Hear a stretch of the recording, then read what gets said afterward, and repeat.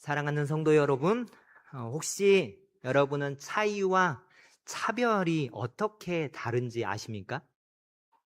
차이 뭘까요? 서로 다름을 인정하는 자연스러운 구별입니다. 그러면 차별은 무엇일까요? 그 다름에 우열을 매겨 불이익을 주는 부당한 행동입니다. 그러니까 차이는 나쁜 건 아니에요. 근데 차별은 어때요? 나쁜 겁니다. 사실 차이는 창조 때부터 존재해 왔습니다. 자, 하나님이 사람을 창조하실 때 사람을 남자와 여자로 창조하셨는데, 이 의미는, 이렇게 창조하신 이유는 하나님께서 사람을 만드실 때 사람은 홀로 온전해질 수 없는 존재, 혼자서 온전해질 수 있는 존재가 아니라 공동체 안에서 서로가 다름을 인식하고 서로의 부족한 부분을 채워주는 관계 속에만 온전함을 이룰 수 있게 만드셨기 때문입니다. 에베소서 4장 16절 말씀에는 이렇게 말씀합니다. 우리 함께 읽겠습니다. 시작. 그에게서 온몸이 각 마디를 통하여 도움을 받음으로 연결되고 결합되어 각 지체의 분량대로 역사하여 그 몸을 자라게 하며 사랑 안에서 스스로 세우느니라. 말씀을 좀 띄워주세요. 계속. 자, 여기에서 그는 교회의 머리 되시는, 그는 누구예요? 그는 교회의 머리 되시는 예수 그리스도를 말합니다.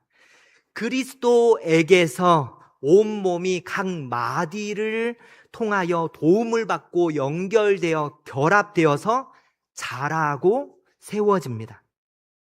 하나님께서는 우리를 교회로 한 몸 되게 하셔서 누구는 눈의 역할을, 누구는 손의 역할을, 누구는 발의 역할을 담당하게 하심으로 하나 되게 하여 우리의 온전함을 이루게 하셨습니다. 하나님께서 이렇게 만드신 세상에는 분명 이 차이가 존재합니다. 그런데 사람들이 이 차이를, 말씀 내려주세요. 그런데 사람들이 이 차이를 차별로 바꾸어 버렸습니다. 동양인과 서양인의 차이가 인종차별로 바뀌어 버렸고, 성별의 차이도 불평등으로 굳어져 왔습니다. 이외에도 외모의 차이, 가치관과 생활 방식의 차이, 선호도의 차이, 문화의 차이, 계층의 차이, 가족 구조의 차이, 이 모든 차이가 차별로 바뀌어 버렸습니다. 차이는 분명 혼자가 아닌 함께에 대한 필요를 느끼게 하는 중요한 요소였는데, 사람들이 차별로 바꾸어 버려서 끼리끼리 무리를 짓게 되고 싸우고 나뉘게 되어 버렸습니다. 그래서 세상은 끊임없이 학연, 지연, 경제적 수준에 따른 차별, 그리고 다른 문화권의 사람을 적대적으로 대하는 태도, 이런 차별이 당연하게 여겨지고 있습니다. 그런데 문제가 무엇이냐면, 믿음의 공동체 안에서도 하나님께서 기뻐하지 않으시는 이 차별이 존재했다는 것입니다. 그래서 오늘 말씀에서 야고보는 세상을 살아가는 믿음의 형제를 향해 사람을 차별하여 대하지 말라고 명령하고 있습니다. 1세기 당시 이스라엘 지역에는 높은 세율로 또는 빚 때문에 집과 땅을 잃고 떠돌아다니는 사람들이 많았습니다. 그리고 헬라 사람들이 모이는 교회 안에서는 노예 신분인 사람들도 많았습니다. 이러한 교회의 상황 가운데서 야고보는 교회 안에서 일어나고 있는 일을 예로 들어 외모로 사람을 차별하지 말라고 말하고 있는 것입니다. 야고보가 예화로 든 2절, 3절 말씀에 이런 내용이 나옵니다. 금반지를 끼고 화려한 옷을 입은 부자가 교회를 방문하니까 안내위원들이 그 부자를 좋은 자리로 안내하고 앉도록 합니다. 동시에 허름한 옷을 입은 가난한 사람도 들어옵니다. 그런데 안내위원들이 이 사람에게는 차가운 말투로 거기에 서 있거나 땅바닥에 앉든지 알아서 하십시오 하고 하면서 말합니다. 오해하지 마십시오. 우리 사천교회 안내위원들은 절대 이렇게 하지 않습니다. 제가 새가족 담당이라서 너무 잘합니다. 너무 훌륭하세요. 이런 차별 없이 한 사람 한 사람 너무나 잘 섬겨가고 있습니다. 그런데 당시 이 교회 안에서는 이런 차별의 모습이 있었던 것입니다. 믿음이 있다는 성도가 이런 차별의 모습을 보이는 것은 말이 되지 않기에 야고보는 이렇게 말합니다. 4절에 너희끼리 서로 차별하며 악한 생각으로 판단하는 자가 되는 것이 아니냐. 이렇게 차별하는 것은 너희의 악한 생각으로 남을 판단하는 사람이 되는 것이라고 지적하면서 겉모습으로만 보고 사람을 차별하며 대하면 안 된다고 강력하게 지적하고 있는 것입니다. 왜 그렇습니까? 그 이유를 1절 말씀에 잘 기록하고 있습니다. 자, 2장 1절 말씀 우리 함께 읽겠습니다. 시작. 내 형제들아, 영광의 주 곧 우리 주 예수 그리스도에 대한 믿음을 너희가 가졌으니 사람을 차별하여 대하지 말라. 왜 차별하면 안 된다고 말씀합니까? 우리가 예수를 믿기 때문이라고 말씀하고 있습니다. 우리 모두는 다 예수 그리스도를 주인으로 믿는 사람들입니다. 예수를 믿는 사람은 차별하지 않습니다. 그리고 그리스도인으로서 사람을 차별하면 안 되는 이유를 이어서 두 가지 이유를 말씀하고 있습니다. 그 첫 번째가 무엇이냐면 그리스도인은 하나님의 말씀에 순종하는 자이기 때문에 그렇습니다. 제가 제자 훈련을 할 때 자주 강조하는 내용이 무엇이냐면 성령 충만에 대한 이 단어에 대한 오해입니다. 성령 충만은 내가 성령을 내 속에 막 채워 넣는 것이 아닙니다. 성령 충만은 무엇이냐면 성령의 인도하심에 100% 순종하여 나아가는 것입니다. 성령 충만이 무엇이라고요? 성령의 인도하심에 100% 순종하는 것. 네, 여러분 2번 말했는데도 잘 안 되는 것 같아서 한 번 더 좀 기억하시겠습니까? 성령 충만? 다시 한번 하겠습니다. 성령 충만이 무엇이라고요? 성령의 인도하심에 100% 순종하는 것. 자, 이걸 기억하시면서 오늘 9절 말씀에 뭐라고 말씀하냐면 만일 너희가 사람을 차별하여 대하면 죄를 짓는 것이니 율법이 너희를 범법자로 정죄하리라. 사람을 차별하는 것이 뭐라고 말씀하고 있습니까? 하나님의 말씀을 범하는 죄라고 말하고 있습니다. 하나님의 말씀에 순종하는 사람은 그래서 차별하지 않습니다. 말씀이 말씀하시는 대로 순종하는 것. 성령이 우리를 그 말씀대로 인도해 갈 때 그 100% 순종하여 나아가는 사람이기에 성령 충만한 사람이기에 우리는 사람을 차별하지 않습니다.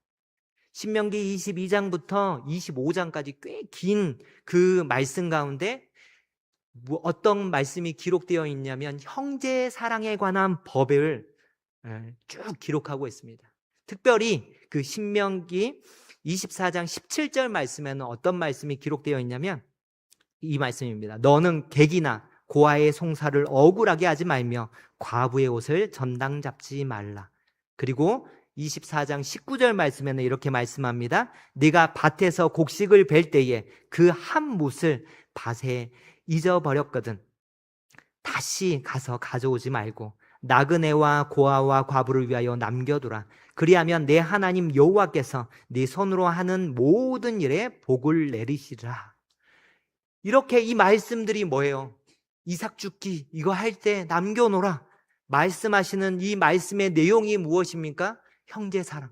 다른 말로 하면 내 이웃 사랑하기를 내 몸과 같이 사랑하라고 말씀은 구체적으로 이것을 소개하고 있습니다.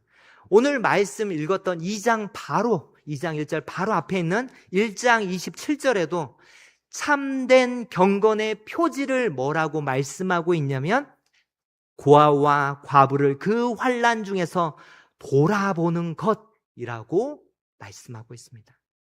그런데 그리스도인들이 교회 안에서 가난하고 불우하고 어려움에 당면한 사람들을 향해 겉모습을 보고 사람들을 차별한다면 하나님의 마음이 얼마나 아프시겠습니까? 그래서 오늘 본문 5절, 6절 말씀에서 야고보는 사람을 차별해서 대하는 이들을 꾸짖습니다. 뭐라고 꾸짖냐면 하나님께서는 세상에 가난하고 약한 사람을 택하셔서 믿음에 부유한 사람이 되게 하시고 하나님을 사랑하는 이들에게 약속하신 그 나라의 상속자가 되게 하셨는데 당신들은 가난한 사람을 업신여겼다. 어떻게 그럴 수가 있느냐라고 하면서 야단치고 있습니다. 왜요? 하나님의 말씀대로 살지 않았기 때문에 그렇습니다. 우리 예수님께서는 우리를 향해서 뭐라고 말씀하십니까? 이 소자에게 한 것이 곧 내게 한 것이니라 라고 말씀하시며 가난하고 공궁한 자를 돕고 사랑하라고 말씀하십니다. 그런데 그리스도인이 하나님의 말씀을 범하고 차별을 한다고요? 말이 되지 않습니다. 두 번째, 사람을 차별해서 대하지 말아야 할 두 번째 이유는 무엇이냐면 우리가 하나님의 긍휼하심을 받은 자이기 때문입니다. 긍휼이라는 말은 아픔을 함께 아파하는 것입니다. 예수님께서 우리 죄인을 향해서 보여주신 그 마음이 긍휼인데요. 오늘 말씀 2장 13절에서는 이렇게 말씀합니다. 긍휼을 행하지 아니하는 자에게는 긍휼 없는 심판이 있으리라. 긍휼은 심판을 이기고 자랑하느니라. 심판을 이기는 것이 긍휼이라고 말하고 있습니다. 하나님의 자비를 맛본 사람만이 심판대에서 이겨낼 수 있다고 말하고 있는 것입니다. 예수님께서 산상수훈에서 이렇게 말씀합니다. 긍휼히 여기는 자는 복이 있나니 저희가 긍휼히 여김을 받을 것임이요. 하나님 앞에 긍휼함을 받은 사람은 그 긍휼로 자신이 생명 얻었음을 알고 다른 사람을 대할 때 어떻게 대할까요? 함께 아파하며 눈물로 긍휼히 여기는 자가 되어야 하는 것입니다. 헨리 나우엔이라는 사람이 긍휼이라는 책에 이 긍휼에 대해서 이렇게 적습니다. 한번 읽어드리겠습니다. 긍휼은 우리에게 상처가 있는 곳으로 가라고, 고통이 있는 장소로 들어가라고, 깨어진 아픔과 두려움, 혼돈과 고뇌를 함께 누리라고 촉구한다. 긍휼은 우리에게 비참한 상태에 있는 사람들과 함께 울부짖고 외로운 사람들과 함께 슬퍼하며 눈물 흘리는 자들과 함께 울라고 도전한다. 혹 우리 성도님들 마음속에 부담스럽게 여기는 사람이 있으십니까? 그 부담스럽게 여기는 사람 이 자리에서 한번 떠올려 보십시오. 그리고 우리 자신 한 사람 한 사람이 하나님 앞에서 사실은 그런 존재였다는 것을 한번 생각해 보셨으면 좋겠습니다. 죄인된 우리, 하나님 앞에서 원수된 우리, 그런 우리를 위해서 주님이 하신 일이 무엇입니까? 그것은 하늘 보좌를 버리시고 우리를 위해 이 땅에 오셨을 뿐만 아니라 우리를 위하여 모진 고통과 그 십자가에서 죽으심까지도 참으신 것입니다. 우리 주님은 언제나 자비하신 손길로 우리를 안아주십니다. 그런데도 우리는 주님을 멀리하고 도망가지만 우리 주님의 끝없는 사랑과 긍휼하심으로 우리가 구원받고 영생을 얻을 수 있었습니다. 말씀을 마치려 합니다. 우리 그리스도인들도 죄악이 가득한 세상에서 살고 있기 때문에 문제가 많이 있습니다. 외로움도 있고 좌절도 있고 아픔도 겪습니다.